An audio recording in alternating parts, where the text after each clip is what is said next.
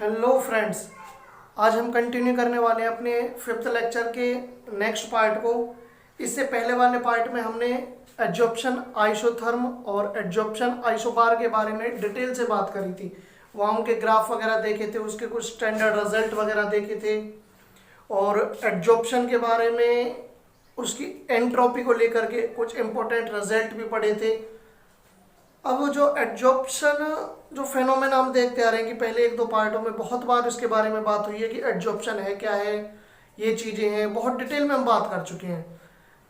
अब एड्जॉर्प्शन के जो पार्टिकल हैं, यानी कि जैसे कि क्या होता है, एड्जॉर्वेंट के ऊपर जो एड्जॉर्वेट होता है, जब वो अटैच होता है उस टाइम पर जो उनके पार्टिकल्स होते हैं, या फिर मैं बात कर लूँ किसी सॉल्यूशन के अंदर, जैसे कि सॉल्यूट और सॉल्वेंट है, जब उन्हें आपस में हम मिक्स करते हैं तो उसके अंदर में जो मतलब कि क्या क्या करा आपने, एक पानी लिया एक बीकर में, उसके अंदर क्या करा आपने, एक इंक की ड्रॉप डाली। अब इंक की ड्रॉप डालने के बाद वो क्या होते हैं, पार्टिकल आपस में मिक्स होते हैं। अब जो पार्टिकल आपस में मिक्स होते हैं उसी फेनोमेना को आप क्या बोलते हो, डिफ्यूजन। तो हम क्या कहने वाले हैं कि जब सॉल्वेंट और सॉल्यूट इसी चीज को रिलेट करते हैं एड्जॉर्वेंट और एड्जॉर्प्शन पर, सॉरी, एड्जॉर्वेंट और एड्जॉर्वेट के ऊपर, कि जब इनके पार्टिकल आपस में मिक्स होते हैं तब डिफ्यूजन के बेसिस पर इनके जो पार्टिकल हैं उन्हें कैटेगराइज करा गया था। और इन्हें कैटेगराइज करने के लिए सबसे पहले जो थ्योरी दी थी वो दी थी the great scientist Thomas sir ने। उन्होंने क्या बताया,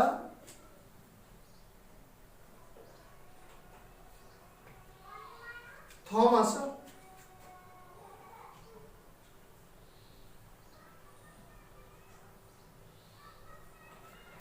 एक थॉमस ग्रेहमन करके नाम के एक साइंटिस्ट हुए थे। उन्होंने 1861 के अंदर थ्योरी दी थी कि जो मेरे पार्टिकल्स होते हैं उन्हें बेसिकली उन्होंने टू टाइप से कैटेगराइज करा था। अब वो दो टाइप कौन से हैं, फर्स्ट वन उन्होंने बोला था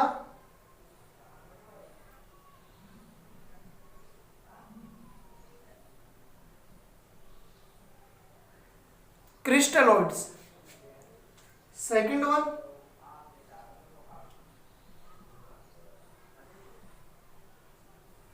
कॉलॉइड्स। अब ये दो क्या चीजें हैं, क्रिस्टलॉइड्स, ये जो क्रिस्टलॉइड्स है ये ऐसे पार्टिकल्स हैं जो क्या होते हैं, क्रिस्टल्स की फॉर्म में होते हैं। यानी कि ऐसे पार्टिकल्स जो क्या होते हैं, क्रिस्टल्स की फॉर्म में होते हैं। और जब उन्हें सॉल्वेंट के अंदर डाला जाता है तो वो कौन सा सॉल्यूशन बनाते हैं, क्रिस्टलॉइड्स सॉल्यूशन बनाते हैं। अब कॉलाइडल सॉल्यूशन क्या होते हैं, कॉलाइड सॉल्यूशन ऐसे सॉल्यूशन जिनके अंदर क्रिस्टल्स जैसी फॉर्मेशन नहीं पाई जाती, और वो कौन सा सॉल्यूशन बनाएंगे, कॉलाइड से सॉल्यूशन बनाएंगे।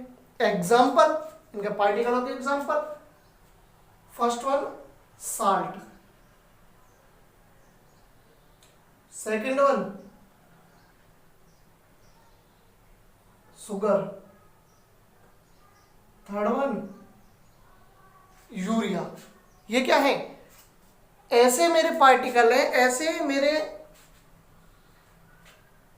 एड्जॉर्प्शन के पार्टिकल हैं जो किस फॉर्म में मुझे मिलते हैं, क्रिस्टल्स की फॉर्म में मुझे मिलते हैं। अगर मैं कॉलाइड्स के बारे में बात करूं तो स्टार्च, सेकंड वन गम,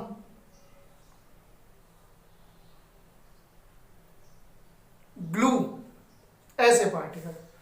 अब इन दोनों को किस फेनोमेना के बेस पे अलग करा गया था, इनमें मेन जो डिफरेंस था वो क्या था कि अगर मैं इन्हें सॉल्वेंट के अंदर डालता हूं, किसी भी एक सॉल्वेंट के अंदर अगर क्रिस्टलॉइड पार्टिकल्स को डाला जाता है तो वो जो सॉल्यूशन बनता है उस सॉल्यूशन को हम कहते हैं क्रिस्टलॉइड सॉल्यूशन।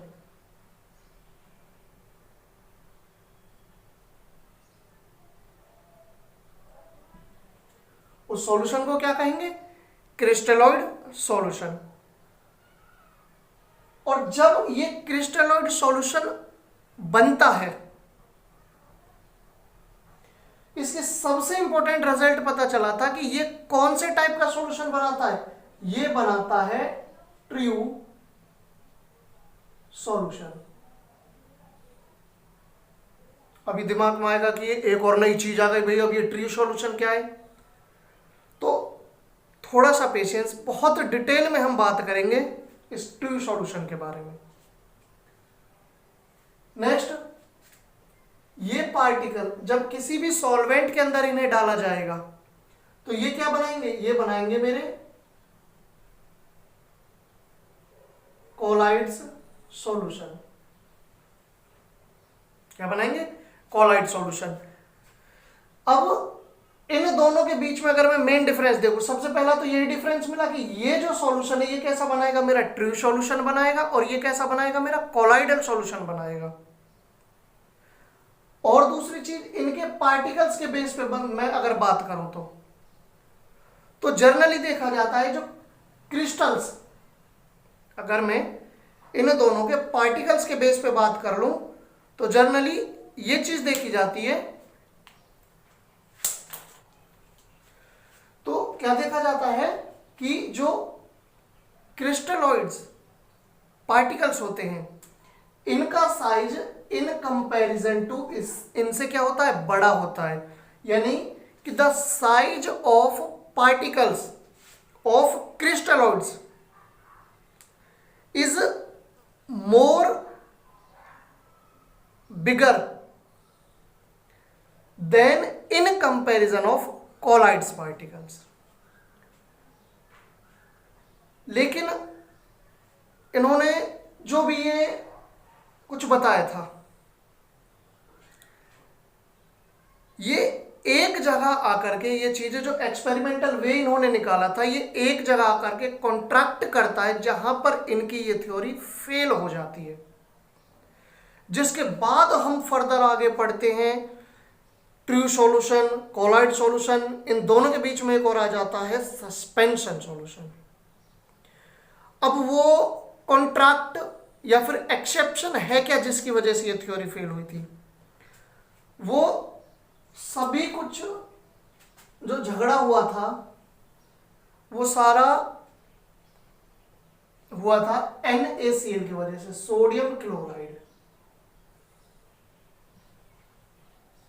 NaCl की वजह से। अब नॉर्मली हम जानते हैं कि जो NaCl है, साल्ट है, इसे किस कैटेगरी में रखा गया था? क्रिस्टलॉइड की कैटेगरी में। क्यों? इसकी क्रिस्टल्स जैसी फॉर्मेशन थी। अब इस NaCl को अगर मैं डालता हूं वाटर के अंदर, अगर मैं इसे डालता हूं वाटर के अंदर, तो ये क्या होता है? पूरा इनविजिबल हो जाता है, जिसकी वजह से ये बनाता है ट्रू सॉल्यूशन। True solution. लेकिन अगर इसे ऑर्गेनिक कंपाउंड बेंजीन के अंदर डाला जाता है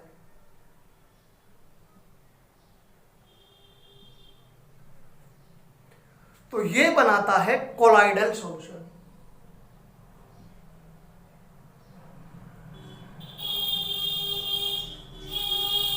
जिसकी वजह से उन्होंने क्या, लेकिन यहां पर थॉमसन की थ्योरी क्या थी? उन्होंने ये चीज बताई थी कि जो क्रिस्टल्स पार्टिकल होते हैं, जो क्रिस्टलॉइड पार्टिकल्स होते हैं, वो बेसिकली बनाते क्या है? ट्रू सॉल्यूशन बनाते हैं।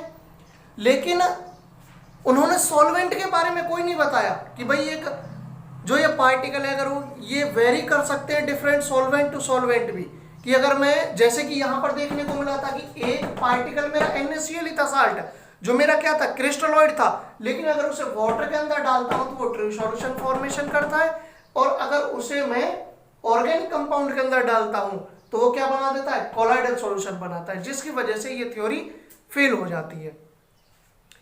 अब आगे की जो थ्योरी है जिसमें हम डिटेल में पढ़ने वाले हैं, जो ये है ट्रू सॉल्यूशन, कोलाइडल सॉल्यूशन, ये बेसिकली होते क्या हैं, आज इन्हें फील करते हैं एक एक्टिविटी के थ्रू। उससे पहले नोट करिए जरा,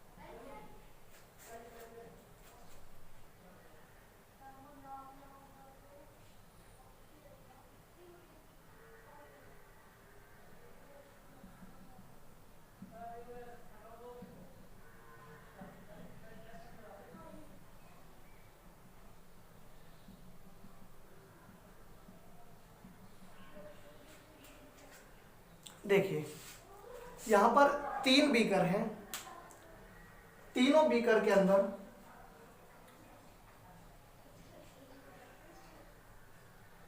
वाटर डाला हुआ है।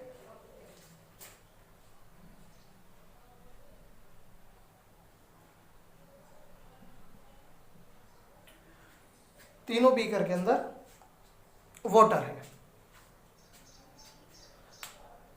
अब ये समझिए कि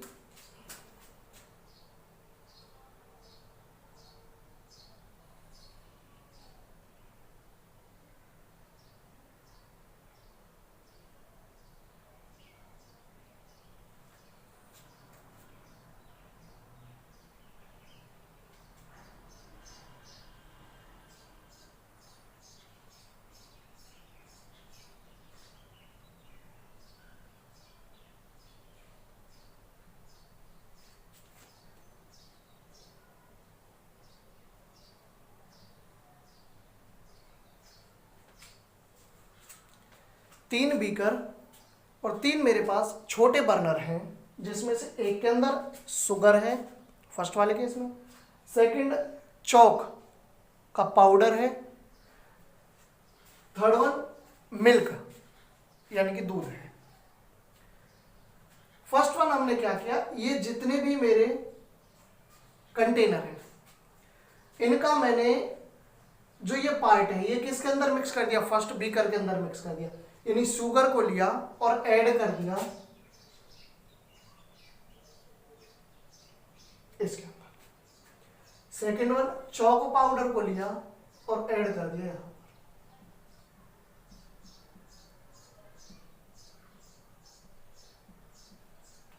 थर्ड वन मिल्क को लिया और ऐड कर दिया यहां पर। और किसी भी एक स्टिक की हेल्प से इन सभी को मैंने क्या करा, सेक करना शुरू कर दिया। कुछ टाइम के बाद मैं क्या देखता हूं, तीनों में मुझे बहुत सबसे डिफरेंट जो चीजें हैं वो मुझे ऑब्जर्वेशन में आती है। अब वो चीजें हैं क्या, फर्स्ट वन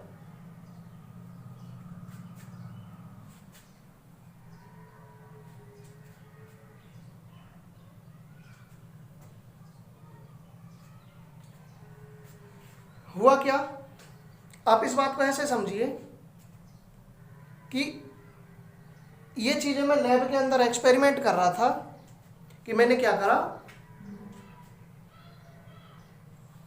ये जो बीकर हैं इनके अंदर मैंने शुगर, साल्ट और मिल्क ऐड करा। कुछ टाइम बाद में वहां से चला जाता हूं। उसके बाद मैं क्या देखता हूं कि एक बच्चा उसी लैब के अंदर आता है। अब वो क्या करता है, इन बीकरों के साथ कुछ ऑब्जर्व करने की कोशिश करता है। वो ऑब्जर्वेशन वो अपने तरीके से ऑब्जर्व करता है कि जैसे कि फर्स्ट वन, उसने क्या किया, उस बच्चे ने एक टॉर्च ली, जो लेजर लाइट होती है, टॉर्च। अज्यूम करके चलो कि पूरे जो लैब है उसके अंदर पूरा क्या है, अंधेरा है। जब वो फर्स्ट वाले सॉल्यूशन के अंदर यहां से उस लेजर लाइट को पास आउट करता है,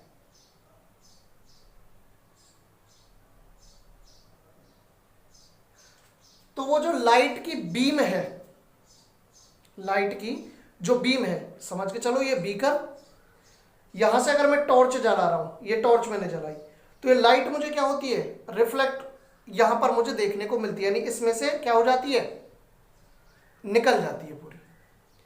और क्या देखता हूं कि इसके अंदर कोई भी शुगर के पार्टिकल मुझे देखने को नहीं मिलते हैं। यानी कि फर्स्ट वन क्या हुआ,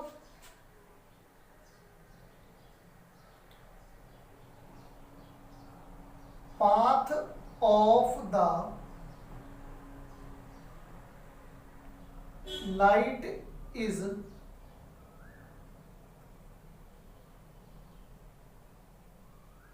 इनविजिबल।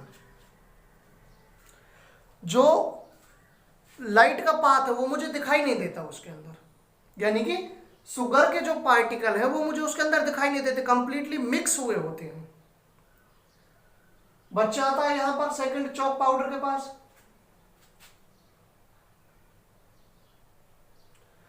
उसे क्या होता है कि वो जो चॉक के पाउडर हैं,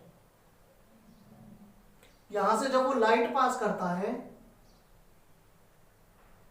उसे कुछ चॉक के पाउडर उसके अंदर दिखाई देते हैं। यानी कि मैं क्या बोलूं कि जो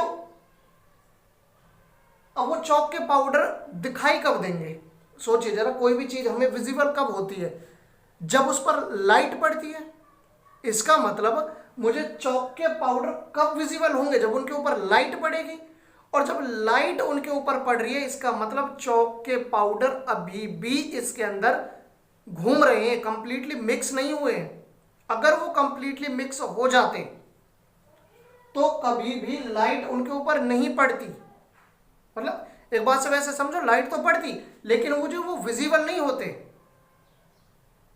तो क्या बोलूंगा, path is the path of light is not visible. जो लाइट का पाथ है वो मुझे क्या होता है, विजिबल नहीं होता है। सेम बिल्कुल होता है मेरा मिल्क के केस में, इसमें भी क्या होता है, जो पाथ है मुझे वो विजिबल नहीं होता है।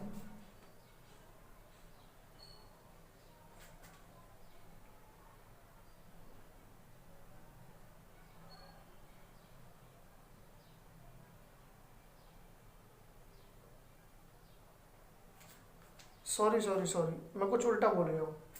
जो पाथ है वो स्कैटरिंग के कारण मुझे क्या होता है, विजिबल होता है। The path of light is visible, the path of light is visible. जो पाथ है वो मुझे स्कैटरिंग के कारण क्या होता है, विजिबल होता है। सेम होता है किसके केस में, इसके केस में, पाथ इज विजिबल।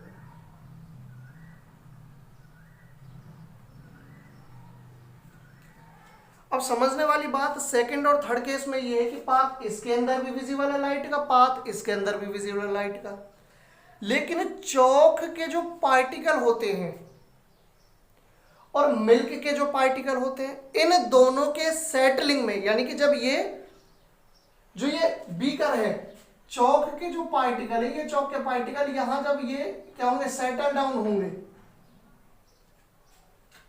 ये कुछ टाइम बाद सेटल डाउन हो जाते हैं, यानी कुछ टाइम बाद वो क्या होंगे, नीचे बैठ जाएंगे। लेकिन मिल्क के कभी भी पार्टिकल नीचे ही नहीं बैठेंगे, वो क्या है, प्रॉपर उसके अंदर क्या हो जाएंगे, मिक्स हो जाएंगे।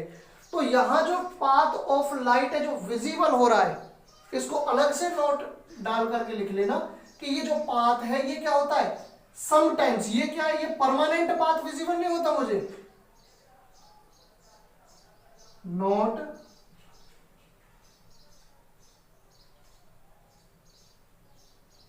Not permanent. ध्यान रखने वाली चीज है कि यहां जो पाथ दोनों में लिखा ऐसे ही जाता है कि path is visible, path is visible, लेकिन यहां ये जो पाथ होता है ये टेम्परेरी होता है, ये मतलब परमानेंट नहीं होता ये पाथ। जब मेरे पार्टिकल जो चौके सेटल डाउन हो जाते हैं उसके बाद ये पाथ इनविजिबल हो जाता है। अब इसी चीज को, ये जो पाथ है इसे मैं टिंडल इफेक्ट की भाषा में समझिए जरा। टिंडल इफेक्ट किसे बोलता हूं, टिंडल इफेक्ट होता बेसिकली वो ये स्कैटरिंग ऑफ लाइट, कि एक बंद कमरा है उसके अंदर क्या करते हो, अगर आप एक रोशनदान अपना खोलते हो तो वहां से होता क्या है, जो लाइट की बीम है वो मुझे दिखाई देती है और उसमें बहुत सारे छोटे छोटे पार्टिकल डस्ट के पार्टिकल होते हैं जो मुझे दिखाई देते हैं। उसी फेनोमेना को मैं बोलता हूं टिंडल इफेक्ट। तो जरा यहां गौर करके मुझे बताइए कि ये जो सॉल्यूशन है क्या इसके अंदर टिंडल इफेक्ट है? भाई लाइट क्या मुझे, ये जो पाथ है ये विजिबल होता है, यानी कि जो पार्टिकल है क्या वो विजिबल होते हैं? नहीं होते। तो क्या होगा, नॉट सो टिंडल इफेक्ट। यहां पर टिंडल इफेक्ट होता तो लेकिन परमानेंट नहीं होता, तो नॉन परमानेंट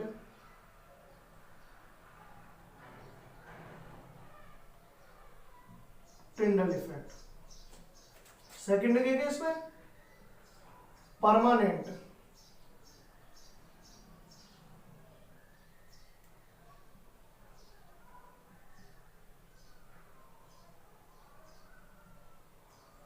क्या होगा, परमानेंट टिंडल इफेक्ट होगा। आ रही होगी ये बात समझ? अब third point,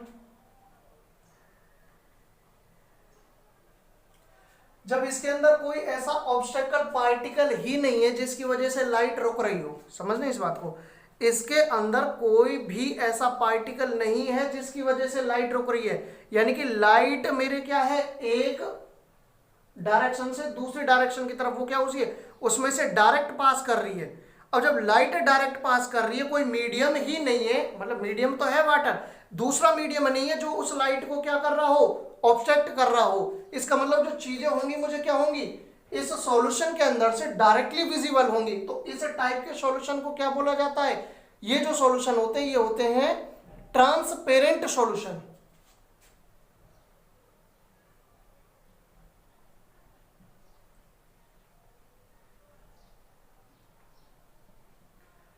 transparent solution,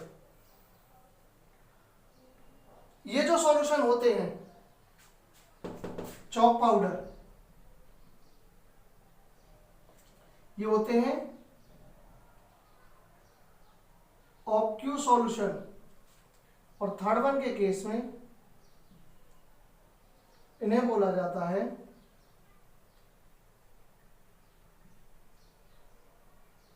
translucent solution. आ रही होगी बात समझ? फोर्थ पॉइंट, अगर इनके बीच में डिफरेंस में देखूं तो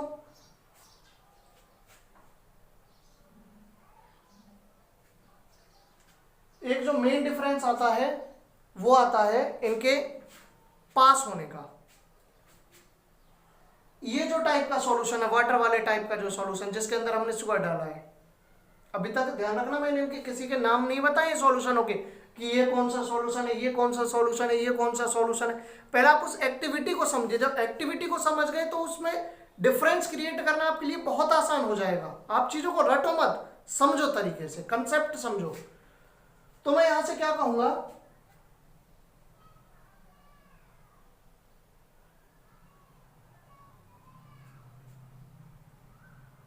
क्या बोलने वाला था मैं, हाँ, इनमें पास होने के बेस पे, यानी जो पार्टिकलों का साइज है उसके बेस पर मैं क्या बोलूंगा, ये जो पार्टिकल है इनका साइज, साइज जो है लेस देन, कम होता है 1 नैनोमीटर से। इन पार्टिकलों का जो साइज है,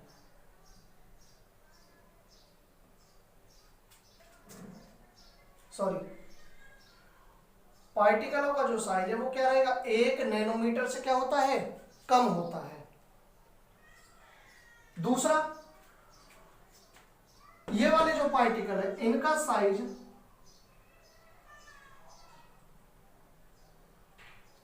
1000 नैनोमीटर से ज्यादा होता है। थर्ड वन, इन पार्टिकलों का साइज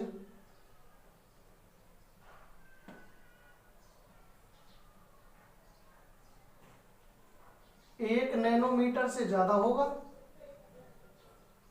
और 1000 नैनोमीटर से कम होगा।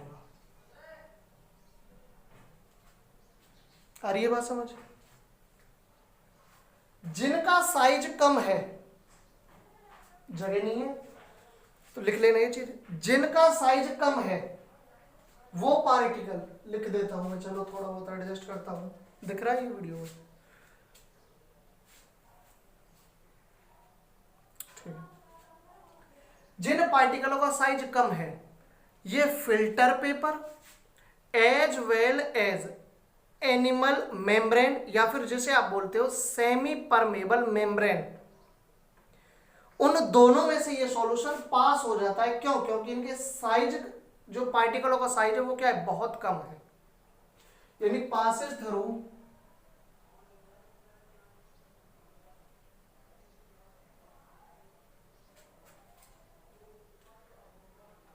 filter as well as semi-permeable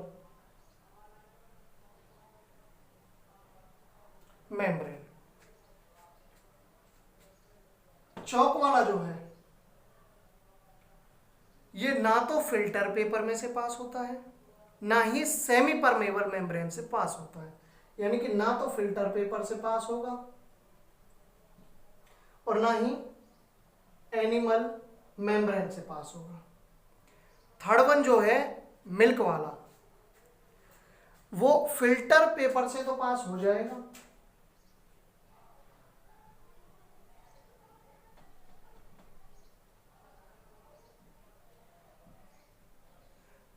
animal membrane से पास नहीं होगा। तो ये एक्टिविटी आई होप आपको समझ आई होगी। अब इन्हें एक प्रॉपर नाम दे देते हैं। ये जो सॉल्यूशन है, इस टाइप का जो सॉल्यूशन है, इसे बोला जाता है ट्रू सॉल्यूशन।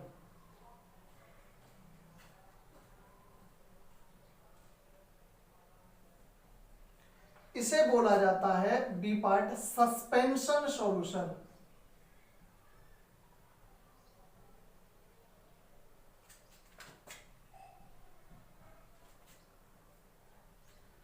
ये है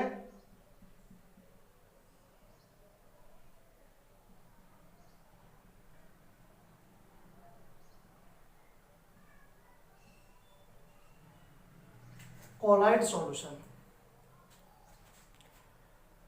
तो आई होप अब आपको समझ आया होगा। बात करने लगे कि कोलाइडल सॉल्यूशन किसे कहते हैं या फिर कोलाइड पार्टिकल किसे कहते हैं, तो उसे डिफरेंशिएट करने के मेरे पास बहुत सारे मेथड है बताने के। अब किसी भी वे में बता सकते हैं कि कोलाइड पार्टिकल क्या होते हैं या फिर कोलाइड सॉल्यूशन क्या होते हैं। फॉर एग्जांपल, कोलाइड पार्टिकल ऐसे पार्टिकल होते हैं जिनका साइज 1 नैनोमीटर से बड़ा होता है, 1000 नैनोमीटर से छोटा होता है, जो क्या करते हैं, परमानेंट टिंडल इफेक्ट दिखाते हैं, ट्रांसलूसेंट होते हैं। आ रही है बात समझ में?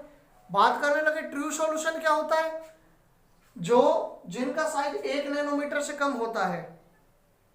तो आई होप आपके मन में जितने भी पहले जो क्वेश्चनों का तूफान उठ रहा होगा वो धीमा धीमा शांत हो गया होगा। तो आज का लेक्चर यहीं तक।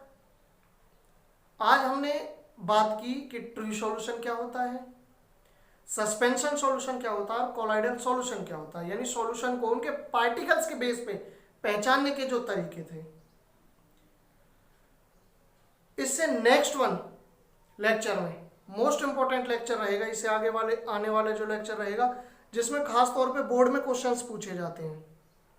छोटी मोटी डेफिनेशन है वैसे तो, लेकिन कंसेप्ट बड़े अच्छे हैं। इन डिटेल हमें पढ़ना है, इन डिटेल कोलाइड्स सॉल्यूशन क्या होते हैं, इन डिटेल इसके बारे में बात करेंगे।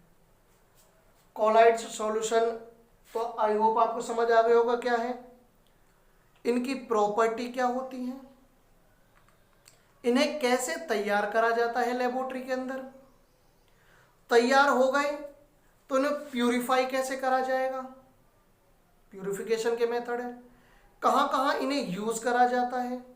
इन सभी के लिए लेक्चर जो रहेगा, नेक्स्ट लेक्चर रहेगा। तो तब तक के लिए बेस्ट ऑफ लक। अपनी पढ़ाई को ऐसे ही अच्छे से रखिए और प्रॉपर नोट्स बनाइए अपने। जितने ज़्यादा आप अपने हाथों से नोट्स बनाओगे उतनी चीज़ें बार बार रिवाइज होना शुरू होंगी, और जितनी बार चीज़ों को आप रिवाइज करोगे उतना ही उनसे कंसेप्ट बिल्डअप होता है आपका। तो आगे की पढ़ाई करिए, मिलते हैं नेक्स्ट पार्ट में।